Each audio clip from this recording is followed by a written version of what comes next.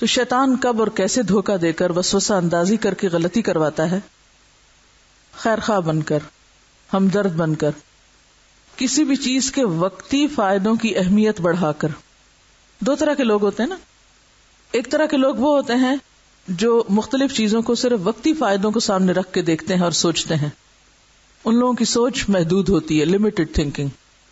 اور کچھ لوگ وسیع سوچ کے مالک ہوتے ہیں، جیسے بگ برڈ تھنکنگ ہوتی ہے. وہ کیا ہوتی ہے بگ برڈ تھنکنگ؟ ایک ہوتی ہے اسمال برڈ تھنکنگ جیسے چڑیا ہے، اور ایک ہوتی ہے بگ برڈ تھنکنگ. دور اندیش ہوتے ہیں، دور تک دیکھتے ہیں. کون سا پرندہ دور تک دیکھتا ہے؟ شاہین، فیلکن. یہ پرندے کتنا دور تک دیکھ سکتے ہیں؟ میلوں دور تک دیکھ سکتے ہیں. بہت تیز نگاہ ہوتی ہے ان کی، اسی لیے یہ بہت اونچے اڑتے ہیں. تو جن لوگوں کی سوچ بلند ہوتی ہے، اڑان اونچی ہوتی ہے، ان کی نگاہ بھی تیز ہوتی ہے اور دور تک دیکھتی ہے. وہ دور رس ہوتے ہیں یا دور اندیش ہوتے ہیں. دور اندیش، فار سائٹڈ. اور کچھ لوگ شارٹ سائٹڈ ہوتے ہیں. چڑیا جتنا دل رکھتے ہیں اور چڑیا جتنی پرواز. ہے نا ایسے ہی دو طرح کے لوگ. ہاں؟ تو کچھ لوگوں کی پرواز کہاں سے کہاں تک ہے؟ دنیا سے دنیا تک. بس صرف دنیا کی سوچتے ہیں، اوپر نہیں اٹھ سکتے. وہ چڑیا کو اگر آپ کہیں وہ بہت اونچا جاؤ، وہ نہیں جا سکتی، کیونکہ اسے نیچے نظر ہی کچھ نہیں آتا، پھر سامنے بھی کچھ نظر نہیں آتا. وہ فضا میں گم ہو کے رہ جائے، اسے اوپر جانے میں ہلاکت نظر آتی. لیکن شاہین یا اس قسم کے اس نوع کے جو پرندے ہوتے ہیں، ان کی نگاہ تیز ہوتی ہے، وسیع ہوتی ہے، مضبوط اعصاب کے مالک ہوتے ہیں، بلند نگاہ ہوتے ہیں. تو کچھ لوگ بھی ایسے ہی ہوتے ہیں. وہ صرف دنیا کے فائدے نہیں دیکھتے کسی کام میں، یہ دیکھتے ہیں ہماری آخرت کا فائدہ کس میں ہے. وہ چھوٹے فائدے نہیں دیکھتے، وہ کیا دیکھتے ہیں؟ بڑا فائدہ کس میں ہے. اب آپ دیکھیے شاہین کا شکار کون کرے گا اور چڑیا کا کون کرے گا؟ چڑیا کس کا شکار ہو جائے گی؟ بڑے پرندوں کا. لیکن شاہین کسی پرندے سے شکار نہیں ہوتا. تو شیطان بھی کس کو شکار بناتا ہے؟ چڑیا دل لوگوں کو، جو چھوٹے چھوٹے نقصان پہ رونے بیٹھ جائیں، چھوٹی چھوٹی بات کو مسئلہ بنا لیں اپنی انا کا، چھوٹی چھوٹی باتوں پر وہ تعلقات خراب کر کے بیٹھ جائیں، ناراضگیاں دل میں لے کے بیٹھ جائیں، گرہیں باندھ کے بیٹھ جائیں. ایسے لوگ بڑے کام نہیں کر سکتے. تو شیطان بھی عموماً کن کے اوپر اثر انداز ہوتا ہے؟ چھوٹی سوچ والوں پر. اور وہ انہیں دنیا کے چھوٹے چھوٹے فائدے دکھا کے ان میں اتنا الجھاتا ہے، اتنا ان کا وقت ضائع کراتا ہے کہ ان کے پاس بڑے کاموں کے لیے وقت ہی نہیں بچتا، آخرت کے سوچنے کے لیے وقت ہی نہیں بچتا. تو وہ ایک بہت سخت نقصان دہ کام کراتا ہے پھر وسوسہ ڈال کے، کہ ترجیحات کا تعین نہیں کرنے دیتا، پرائرٹیز نہیں فکس کرنے دیتا کہ کیا چیز زیادہ اہم ہے. ہمارا اصل مسئلہ تو یہی ہے نا، ہم کچھ کام نہیں کر پاتے، بس کبھی کچھ کرنے لگ جاتے، کبھی کچھ.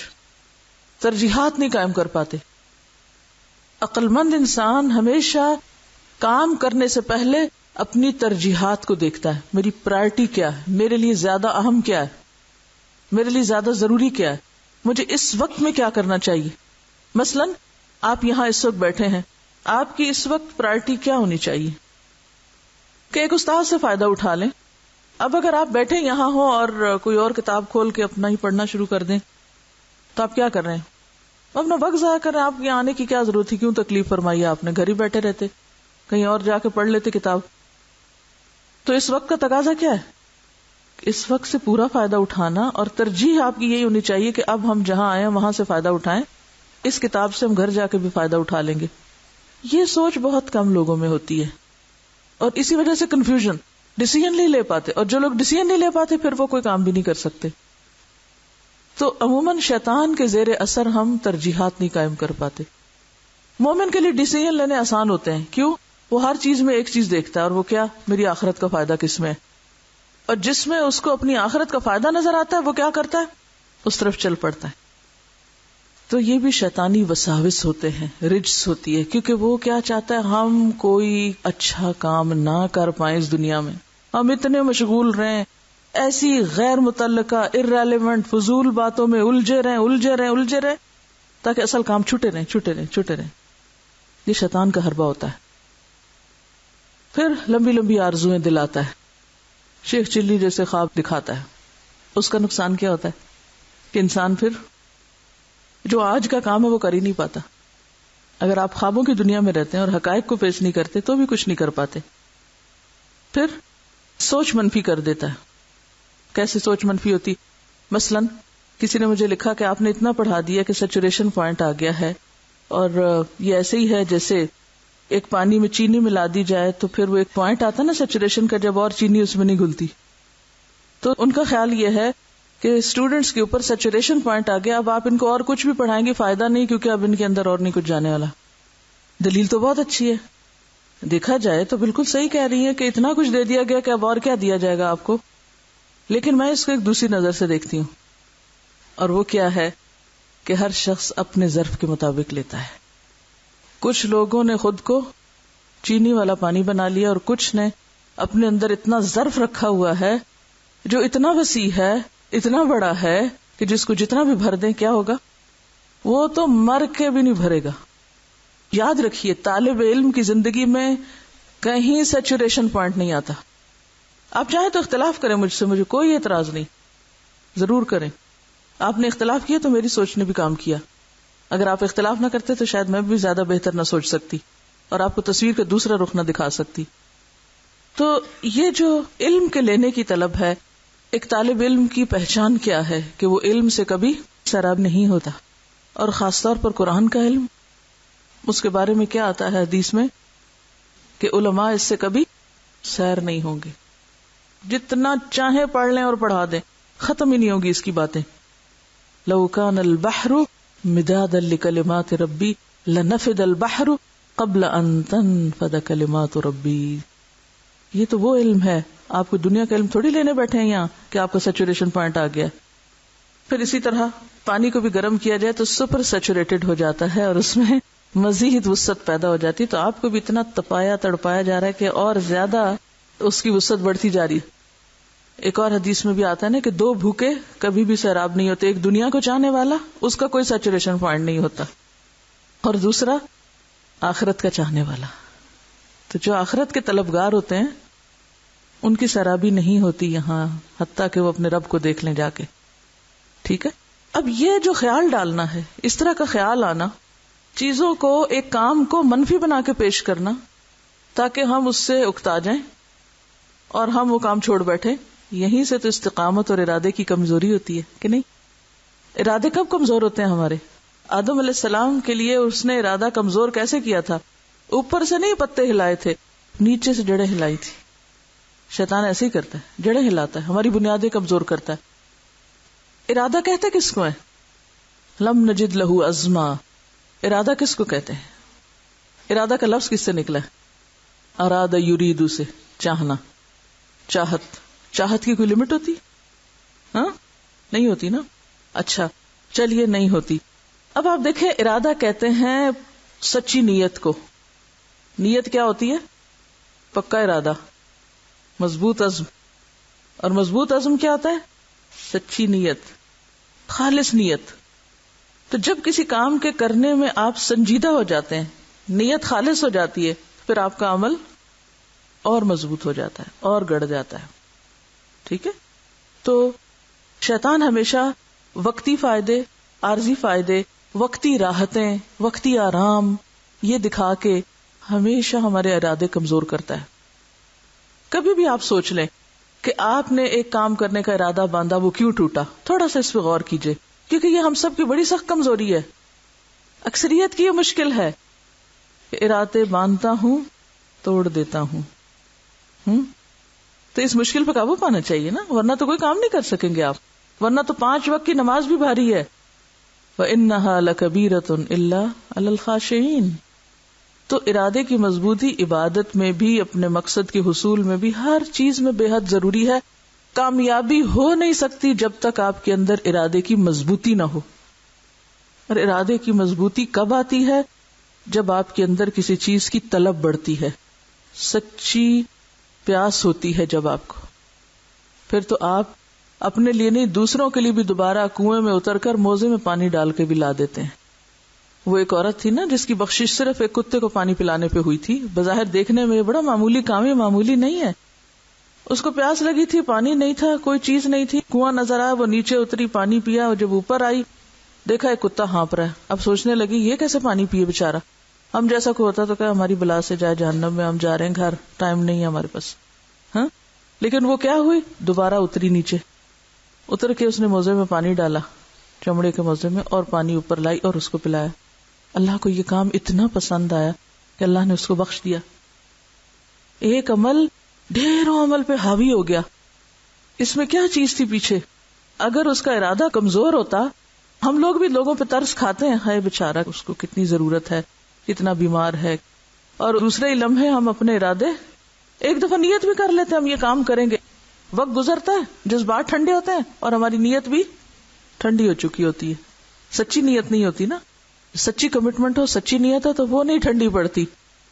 سچی محبت نہ گرمی نہ سردی نہ تکلیف نہ تنگی کسی صورت ٹھنڈی نہیں پڑتی. پھر آپ یہ نہیں کہتے کہ بھاڑ میں جائیے. ٹھیک ہے، تو بات یہ ہے کہ جس چیز کے بارے میں آپ سنجیدہ ہیں نا، سیریس ہیں، مخلص ہیں، سچی چاہت رکھتے ہیں، نہ اس پہ موسم اثر انداز ہوتے ہیں اور نہ ہی کوئی اور چیز. یہ اس مضبوط درخت کی طرح ہو جاتے ہیں کہ جن کے اوپر سردی آئے، گرمی آئے، طوفان آئے، آندھیاں آئے، کچھ بھی ہو، اگر جڑیں مضبوط ہیں، اس کی نیت کس کے برابر ہوتی ہے؟ نیت کہاں ہوتی ہے؟ اندر ہوتی ہے نا. ہاں، ارادہ بھی کہاں ہوتا ہے؟ اندر ہوتا ہے. اور گہری جڑیں ہیں نا اگر درخت کی، تو کوئی آندھی طوفان اس کو نہیں ہلا سکتے. سخت سردی میں بھی وہ بیچارہ سردی سہ سہ کے ادھر ہی کھڑا رہتا ہے، سخت گرمی میں بھی جلتا نہیں، وہیں کھڑا ہوتا ہے. یہ ضرور ہے کہ بہار آتی ہے تو پھر کیا ہوتا ہے؟ ہرا بھرا ہو جاتا ہے، یعنی ماحول ملتا ہے، موافق ہوا ملتی ہے تو اس کے اندر قدرتی طور پر ایک جوبن آتا ہے. لیکن اگر موافق ہوا نہیں ہوتی تو یہ نہیں کرتا کہ جل کے ہی رہ جائے، ختم ہی ہو جائے. ختم نہیں ہوتا. یعنی ارادے میں کمزوری تو ہو سکتی ہے لیکن ارادہ ختم نہیں ہو سکتا. ٹھیک ہے نا. کبھی ارادہ زیادہ پکا ہو جاتا ہے، کبھی کم ہو جاتا ہے، کبھی بہار ہوتی ہے اس پہ، کبھی خزاں ہوتی ہے، لیکن اصل نہیں کٹتی، جڑ نہیں کٹتی، اس لیے وہ قائم رہتا ہے. یہاں ہمارے یہاں تو موسم اتنا سخت نہیں ہوتا، نہ سردی اتنی سخت نہ گرمی اتنی سخت، لیکن آپ دیکھیں کہ سعودی عرب میں آپ نے اگر کبھی جانے کا اتفاق ہوا حج عمرے پر، تو کھجور کا درخت کس طرح سروائیو کرتا ہے سخت گرمی میں بھی، ایور گرین. حدیث میں آتا ہے نا مومن کی مثال کیسے ہوتی، کھجور کے درخت کی طرح. شدید تپتی لو میں بھی، سخت سے سخت گرمی میں بھی وہ کیا ہے؟ Ever green. وہ نہیں جلتا، وہ اپنے پتے نہیں جھاڑتا. تو بعض مومن کھجور کے درخت ہی کی طرح ہوتے ہیں، اور بعض کبھی پیلے بھی ہو جاتے ہیں، کبھی پتے جھڑ بھی جاتے ہیں، پھر پتے آ جاتے ہیں، ڈاواں ڈول رہتے ہیں، لیکن چلتے رہتے ہیں، اکھڑتے نہیں، جڑ نہیں کٹتی ان کی. تو اسی طرح مختلف لوگوں کے مختلف طریقے ہوتے ہیں. کچھ لوگ اصول کے پابند ہوتے ہیں جن کی جڑیں مضبوط ہوتی ہیں، کچھ میں کمی بیشی ہوتی رہتی ہے مگر رستہ نہیں وہ چھوڑتے. ٹھیک ہے. تو لم نجد لہو عزما، عزم ختم نہیں ہونا چاہیے. آپ نے دیکھا ہوگا کہ آپ کو سارے اعمال میں مشکل ترین عمل کون سا لگتا ہے؟ اپنی نیت پر قابو رکھنا، کہ نہیں؟ سفیان ثوری کہتے ہیں کہ سب سے زیادہ جس چیز کا علاج کرنے میں مجھے مشکل پیش آئی وہ میری نیت. اس کو سنبھالنا بڑا مشکل ہے، منٹ منٹ میں پھسل جاتی. اور شیطان بھی کہاں آ کے حملہ کرتا ہے؟ وہی کرتا ہے، نیت کو متاثر کرتا، نیت خراب کرتا ہے، نیت بدل دیتا ہے. نیت بدل گئی، وہ کہتے ہیں نا اس کی نیت خراب ہو گئی، اس کی نیت خراب ہو گئی. سوچ بدل جاتی، جب سوچ بدل جاتی تو انسان کے سارے رویے اور عمل اور بھاگ دوڑ اور کوشش ہر چیز بدل جاتی. تو اس لیے ضرورت کس بات کی ہے کہ اپنے ارادے یعنی پختہ نیت، ارادہ اصل میں ہے ہی سچی نیت کا نام، اس کو خالص کرنے کی طرف توجہ رکھے.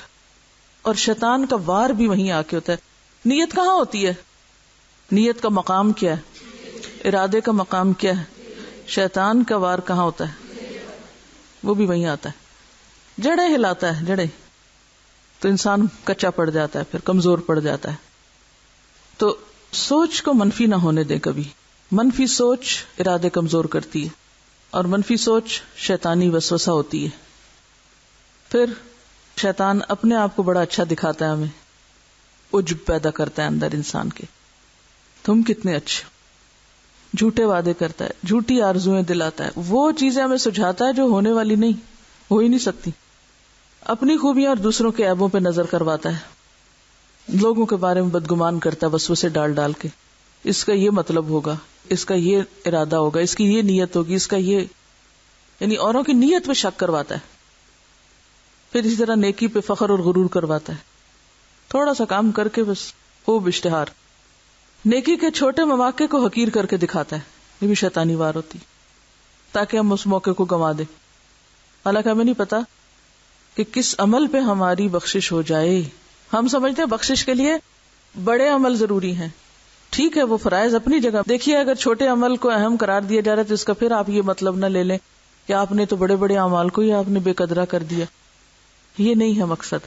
اس کا مقصد یہ کہ بڑے کو تو انسان ویسے ہی امپورٹنس دیتا ہے کہ یہ بڑا اہم کام ہے، لیکن چھوٹوں کو ہم عام طور پہ چھوٹے کاموں کو کیا سوچ کے چھوڑ دیتے ہیں، تو چھوٹی سی بات ہے، کوئی فرق نہیں پڑتا. ایسے ہی ہوتا ہے نا. تو شیطان چھوٹی نیکیاں نہیں کرنے دیتا ہمیں، کہتے خیر اس کے بغیر بھی گزارا ہو جائے گا، یہ کوئی اتنا ضروری تھوڑی ہے. پھر کیا ہوا؟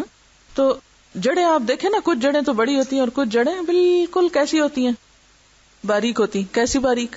کبھی آپ کسی بھی پودے کی جو چھوٹا سا ہو جڑ نکال کے آپ دیکھیں تو بالکل باریک دھاگوں کی طرح، اور بعض جڑیں تو وہی نیچے ہی رہ جاتی ہیں، نکلتی بھی نہیں ہیں، وہ زمین ہی کی غذا بن جاتی ہیں دوبارہ.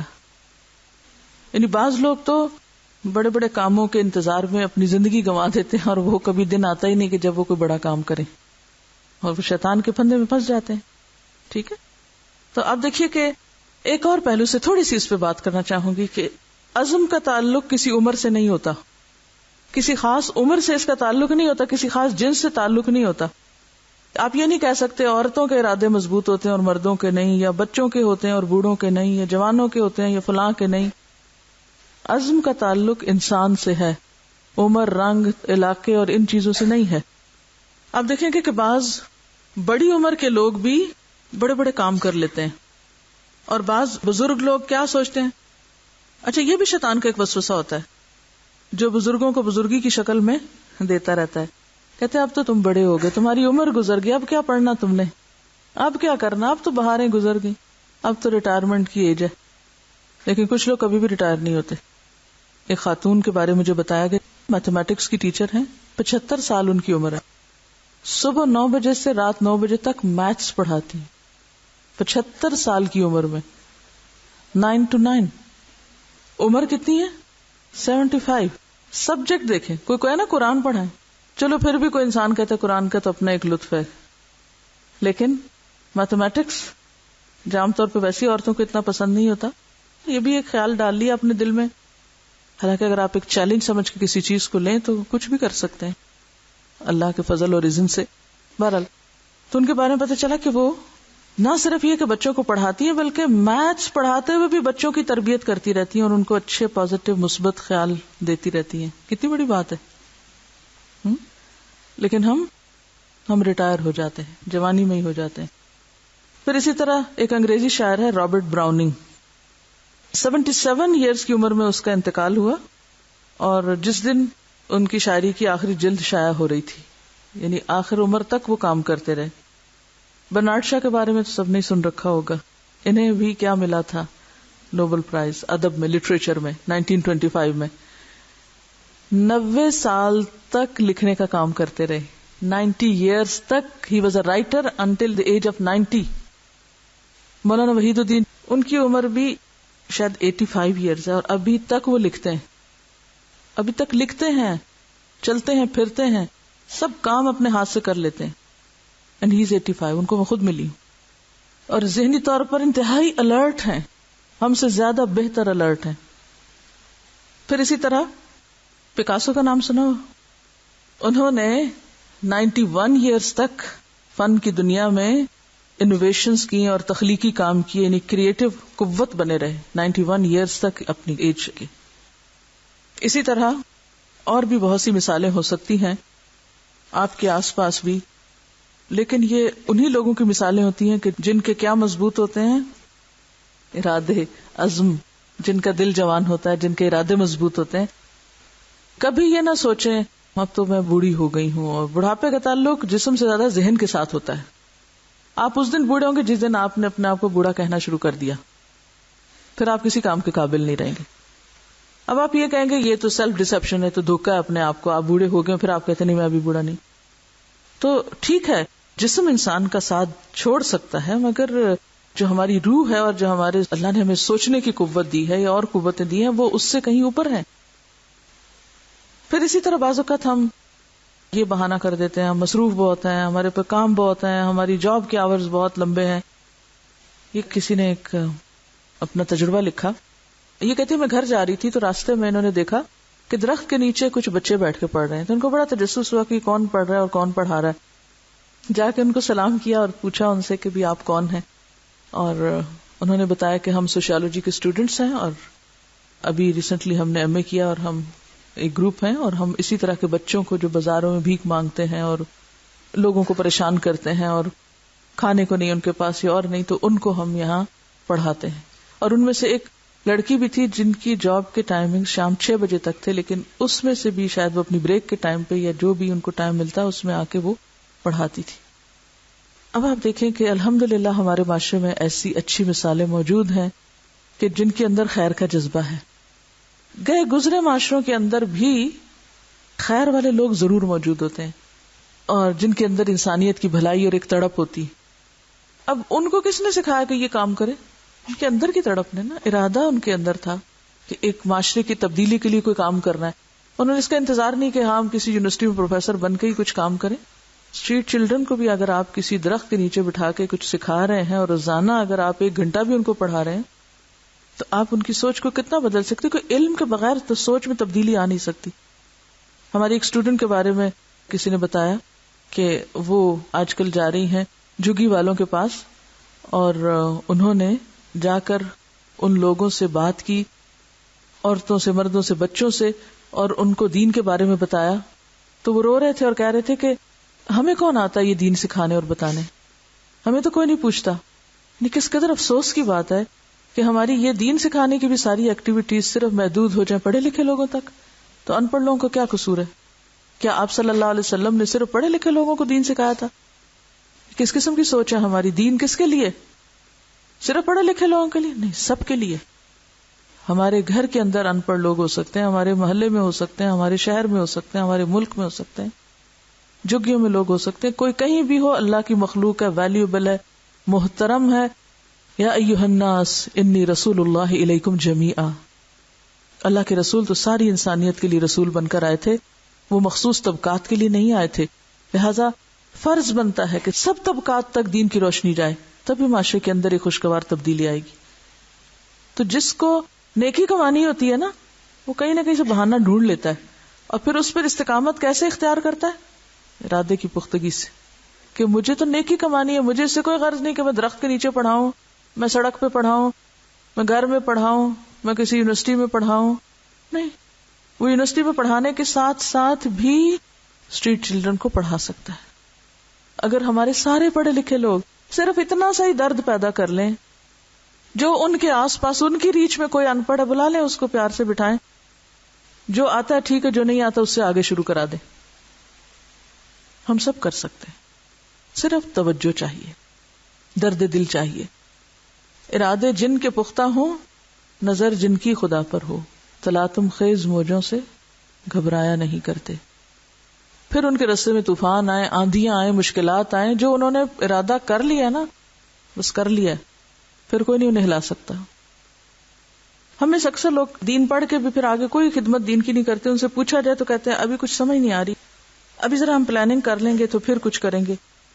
تو بات یہ ہے کہ معلوم نہیں کتنے دن دنیا میں ہیں اور کتنے نہیں. یہ کسی نے ایک اچھا چارٹ بنا کے دیا، تھوڑا سا اس کو بھی شیئر کر لیتی ہے ارادے ہی سے متعلق اتفاق سے. یہ لکھتے ہیں کہ ارادے کا پختہ انسان شیطان کے وسوسوں کا شکار نہیں ہوتا. ارادے کی پختگی نیکیوں کے رستے پہ دوڑا دیتی ہے اور گناہوں سے بچا لیتی ہے. انسان کے اندر محنت کا جذبہ بھی ارادے کی پختگی سے آتا ہے. وہ کسان کی طرح گرمی سردی کا مقابلہ کرنے والا اور اپنے کام میں کمیٹڈ ہوتا ہے. اس کے اندر توکل کی صفت پیدا ہوتی ہے، کیونکہ آپ دیکھیے کہ جب کوئی کام آپ کرنے لگتے ہیں اس میں رسک ضرور انوالو ہوتا ہے. ایک فیکٹ ہے لائف کا، ہر نئے کام میں رسک ہوتا ہے. کوئی نیا بزنس شروع کرے رسک ہوتا ہے نا، کوئی بھی نیا کام آپ شروع کریں گے رسک ضرور ہوگا اس میں. جو ڈاکٹر ہوتا ہے اگر وہ کسی مریض کا علاج کر رہا اور مریض شفا یاب نہ ہو، فوت ہو جائے اس کے ہاتھ سے، تو بھی وہ ہمت نہیں ہارتا، پریکٹس چھوڑ نہیں دیتا. وہ کیا کرتا ہے؟ اگر ہر ڈاکٹر اپنی کامیابی کا کرائیٹیریا یہی بنا لے کہ اس کے ہاتھوں کوئی مرے گا نہیں، تو جب تک وہ کام کرے گا تو کوئی کام نہ کر سکے. ڈاکٹرز دن رات اپنے ہاتھوں غلطیاں ہوتے، مریضوں کے اوپر غلط دوائیاں جاتے، ری ایکشن ہوتے، مرتے مراتے دیکھتے ہیں، اس کے باوجود بھی کیا کرتے ہیں؟ وہ کام چھوڑ دیتے ہیں، پریکٹس چھوڑ دیتے ہیں، ریزائن کر دیتے ہیں پریکٹس. نہیں، غلطی سے بھی سیکھتے اور غلطی کی اصلاح کر کے اور کام شروع کر دیتے ہیں. تو میں سوچتی ہوں کہ دنیا کے چاہنے والے، دنیا میں کمال حاصل کرنے والے پختہ ارادے رکھتے ہیں، ان کے ہاتھوں کوئی چیز الٹ جائے، سیدھی ہو جائے، اپنے مشن کے لیے ان کے ارادے مضبوط ہوتے ہیں. ایک مجھے سمجھ نہیں آتی، آخرت کے چاہنے والوں کے ارادے کیوں کمزور ہیں؟ اللہ تعالیٰ کیا فرماتے ہیں قرآن پاک میں؟ من اراد الآخرۃ وسعی لها سعیھا، جس نے آخرت کا ارادہ کر لیا کہ میں نے آخرت کی کامیابی حاصل کر کے چھوڑنی ہے، اور اس کے لیے کیا کیا؟ پھر سعی لها سعیھا، اس کے لیے کوشش شروع کر دی. کتنی کوشش؟ 1 ٹرائی، 2 ٹرائی، ناکامی، ہاتھ پہ ہاتھ رکھ کے بیٹھ جانا. ہاں، سعی لها سعیھا، اتنی کوشش جتنی کی کوشش کرنی چاہیے، مطلوب ہے اس کے لیے. من اراد الآخرۃ وسعی لها سعیھا وهو مؤمن، تو ایسے لوگوں کا انجام کیا ہے؟ فاولئک کان سعیہم مشکورا، جس نے آخرت کا ارادہ کر لیا. آپ بھی کر سکتے ہیں کہ میں نے آخرت کی کامیابی حاصل کر کے چھوڑنی ہے، ہر قیمت پہ آخرت میں کامیاب ہونا ہے. وسعی لها سعیھا، اور اس کے لیے ایسی کوشش کی جیسی کرنی چاہیے، کیونکہ صرف ارادے کافی نہیں ہوتے جب تک ان کو عملی جامہ نہ پہنایا جائے. آپ اگر کھانے کا ارادہ ہی فرماتے رہیں تو پیٹ نہیں بھرتا جب تک سعی لها سعیھا نہ ہو، اور اس کے ساتھ وہو مؤمن، اور ایمان میں تو ہے ہی ارادے کی پختگی. فاولئک کان سعیہم مشکورا، ایسے لوگوں کی کوششیں قابل قدر ٹھہرتی ہیں، ایسے لوگوں کی کوششوں کی قدردانی کی جاتی ہے. تو جو شخص یہ چاہتا ہے کہ اس کی کوششیں کسی نتیجے پہ پہنچے، ریزلٹ اورینٹڈ ہوں، تو پھر ان کو کیا کرنا چاہیے؟ ارادہ مضبوط اور کوشش مسلسل، جہد مسلسل. اچھا، یہ چیز آتی کیسے ہے نا؟ ارادہ کب مضبوط ہوتا ہے؟ جب انسان کے اندر یقین پختہ ہوتا ہے نا، کہ میری کامیابی کا رستہ صرف یہ ہے، اس کا یقین پکا ہوتا ہے. ایمان مضبوط ہوتا ہے جب، تو ایمان کی مضبوطی ارادے کی مضبوطی کا سبب بنتی ہے. جب آپ کو یہ پتا چل جائے کہ آخرت کی کامیابی کن کن کاموں میں ہے، تو آپ کیا کریں گے؟ ہر صورت وہ کام کرنا چاہیں گے. جس کو یقین ہوگا پھر وہ کیا کرے گا، اس کا عمل کیا ہوگا؟ جس کو اس آیت پر یقین ہوگا کہ من اعرض عن ذکری فإن له معیشۃ ضنکا، جس نے میرے ذکر سے منہ موڑا اس کے لیے میں دنیا کی زندگی تنگ کر دوں گا. جو اس آیت کو مان جائے، اس پہ یقین کر لے، اس کی سچائی پر، پھر اس کا عمل کیا ہوگا؟ وہ ذکر ختم کر دے گا؟ کر سکتا ہے وہ؟ نہیں. کیوں؟ اس کو پتا ہے کہ یہی ایک آخری بس ہے جو میرے گاؤں کو جاتی ہے، اگر میں اس پہ نہ بیٹھا تو لٹ جاؤں گا، مارا جاؤں گا. تو وہ بس چھوڑ دے گا. اگر اس کو اندر سیٹ نہ ملی تو وہ کدھر جائے گا؟ چھت پہ چڑھ جائے گا. چھت پہ چڑھا، وہاں بھی جگہ نہیں تھی، اب کیا کرے گا؟ لٹک جائے گا، چاہے اس میں رسک ہی کیوں نہ ہو، کیونکہ اس کو پتا ہے کہ اس رسک سے یہ رسک کمتر ہے، کہ مجھے یہاں چور ڈاکو پکڑ لیں. ٹھیک ہے. ہمارے ارادے کیوں کمزور ہیں؟ کیونکہ ہمیں یقین نہیں ہے آخرت کا، موت یاد نہیں ہے ہمیں. یہ کسی نے لکھا ہے کہ ملٹی نیشنل کمپنیز کے ایگزیکٹوز کی 24 گھنٹوں میں ڈیوٹی لے لی جاتی ہے. وہ آفس پہنچتے ہیں تو اتنی اجازت نہیں کہ کمپیوٹر تک ایکسس کر سکیں، چابیاں بھی فوراً واپس. میں سوچ رہی تھی کہ جسے یہ پتا ہو کہ میں نے بھی اسی طرح کسی لمحے اگلی دنیا میں چلے جانا ہے، اسی طرح کسی وقت میری موت آ سکتی ہے، فرشتہ آ کر زندگی کی چابیاں واپس لے اور سب کچھ کام ٹھپ ہو جائے. جس شخص کو یہ یقین ہو کہ کسی بھی وقت مجھ سے یہ چابیاں واپس لی جا سکتی ہیں، اس کے دفتر میں جانے اور کام کرنے کا انداز بالکل مختلف ہوگا. کیسے؟ وہ کام اگلے دن پہ چھوڑ کے نہیں آئے گا، وہ اپنے سارے ریکارڈ، حساب کتاب درست رکھے گا کہ کسی وقت بھی مجھ سے یہ سب کچھ چھن سکتا ہے اور مجھے کہیں ایسا نہ ہو کہ مجرموں کے صف میں جا کھڑا کیا جائے. حالانکہ یہی اصل ایک مومن کی زندگی میں فائدہ مند ہو سکتی ہے کہ جس شخص کو یہ پتا ہو کہ موت یقینی ہے تو وہ ہر لمحہ اپنے آخرت کے لیے تیاری کرے گا، اور جو اس پر ذمہ داریاں ہیں دنیا میں وہ ان کو ساتھ ساتھ پورا کرے گا، آج کا کام کل پہ نہیں چھوڑے گا. یہ بھی تو تبدیلی کی ایک قسم ہے نا، دنیا سے آخرت کی طرف تبدیلی، اور اس تبدیلی کے بعد سین بالکل بدل جائے گا. وآخر دعوانا ان الحمد للہ رب العالمین. سبحانک اللہم وبحمدک نشہد ان لا الہ الا انت نستغفرک ونتوب الیک. وَلَقَدْ عَهِدْنَا إِلَىٰ آدَمَ مِن قَبْلُ فَنَسِيَ وَلَمْ نَجِدْ لَهُ عَزْمًا. وَإِذْ قُلْنَا لِلْمَلَائِكَةِ اسْجُدُوا لِآدَمَ فَسَجَدُوا إِلَّا إِبْلِيسَ أَبَىٰ. فَقُلْنَا يَا آدَمُ إِنَّ هَٰذَا عَدُوٌّ لَّكَ وَلِزَوْجِكَ فَلَا يخرجنكما من الجنة فتشقى. إن لك ألا تجوع فيها ولا تعرى وأنك لا تظمأ فيها ولا تضحى. فوسوس إليه الشيطان قال يا آدم هل أدلك على شجرة الخلد وملك لا يبلى. فأكلا منها فبدت لهما سوآتهما وطفقا يخصفان عليهما من ورق الجنة وعصى آدم ربه فغوى.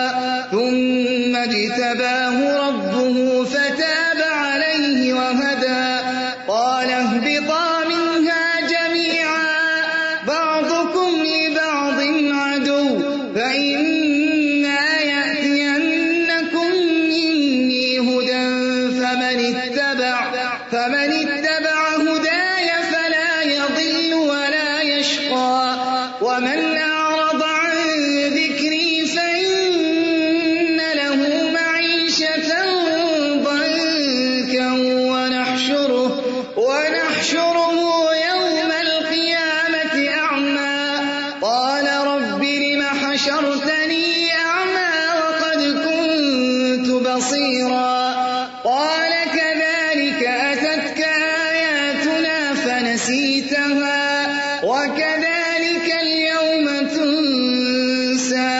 وكذلك نجزي من أسرف ولم يؤمن بآيات ربه ولعذاب الآخرة أشد وأبقى. ولقد عهدنا إلى آدم من قبل فنسي ولم نجد له عزما.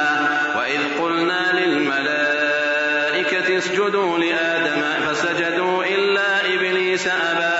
فقلنا يا آدم إن هذا عدو لك ولزوجك فلا يخرجنكما من الجنة فتشقى. إن لك ألا تجوع فيها ولا تعرى وأنك لا تظمأ فيها ولا تضحى. فوسوس إليه الشيطان قال يا آدم هل أدلك على شجرة الخلد وملك لا يبلى. فأكلا منها فبدت لهما سوآتهما وطفقا يخصفان عليهما من ورق الجنة وعصى آدم ربه فغوى. ثم اجتباه ربه فتاب عليه وهدى. قال اهبطا منها جميعا بعضكم لبعض عدو فإما يأتينكم مني هدى فمن اتبع هداي فلا يضل ولا يشقى. ومن أعرض عن ذكري فإن له معيشة ضنكا ونحشره يوم القيامة أعمى. قال رب لم حشرتني أعمى وقد كنت بصيرا. قال كذلك أتتك آياتنا فنسيتها وكذلك اليوم تنسى. وكذلك نجزي من أسرف ولم يؤمن بآيات أشد